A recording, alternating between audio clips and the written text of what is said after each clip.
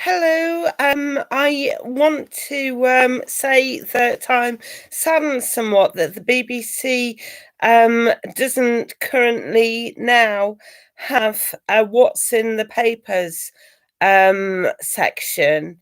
It did help me feel as though I was keeping informed, but I guess that the papers and the BBC are somewhat in competition.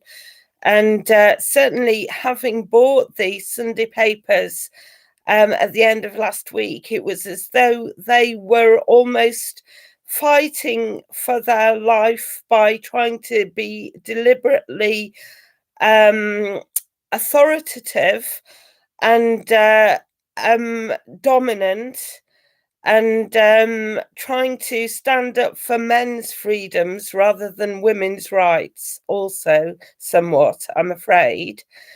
In the Sunday Telegraph, for example, there was an article about women in the armed forces who'd perhaps rightly accused some of their fellow soldiers of rape, having been written off with personality disorders later. Now, it may have been that the psychiatrists wanted to protect the women and allow for them some form of knowing that their lives had maybe been wrecked and that they'd been upset so much that they couldn't continue in the workplace, some sort of benefit allowance, because they would have been regarded as unable to work anywhere, perhaps, if they'd been written off with personality disorder.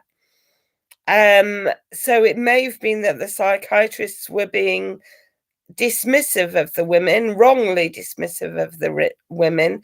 It may have been that they were trying to protect them by trying to engage our system to allow them some form of stipend, even though some nasty men had possibly wrecked their lives or tried to. Now, on that front, also in the Telegraph, which did appear somewhat, I was grateful. I was grateful to see that the newspapers were still out in force. I wouldn't want our newspaper system to cease entirely, but it did seem somewhat like a right-wing fantasy mag. Um, it was talking also, I have to say, about possibly bringing into place a two-tier benefit system in which people who were put on benefits from working class families may find themselves very poorly supported, whereas people who found themselves on benefits from middle class families would get more money than the poor. So they were wanting, are wanting, possibly some people, a return of the class system, a return of a load of assumptions, a dissing entirely of the idea of meritocracy, a dissing entirely of the idea of education. Um, it was most upsetting to read, which is one of the reasons why I haven't commented on it so far, because it really was. I mean, also, I think it was in the Sunday Times, Jeremy Paxman was saying that Sibler, he was talking about Harry's book. He was seemingly wanting the royal family to be a cardboard cutout, attendance of ceremonies, and that's about it. And was saying that everybody should not be even attached a special word to discourage men from talking about their feelings again. It began with an O. I don't remember what it is at the moment.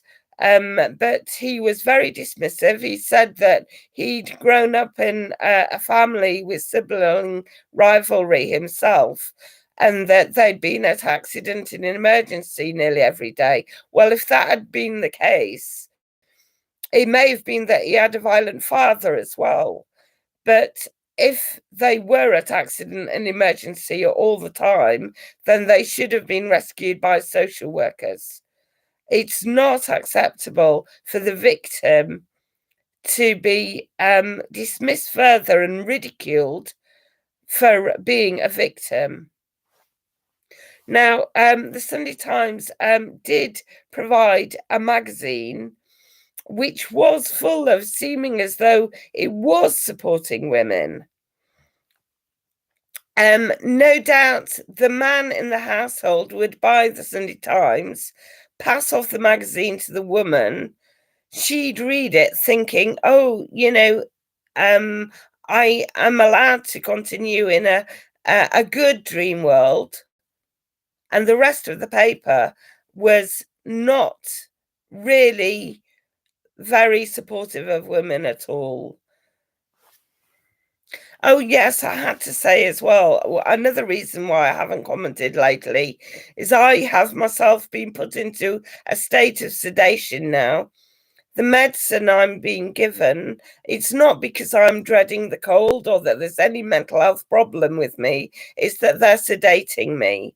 And have sedated me further since I threatened to seem as though I might be becoming somewhat successful about 3 months ago. For the past 3 months, I've hardly been able to keep awake.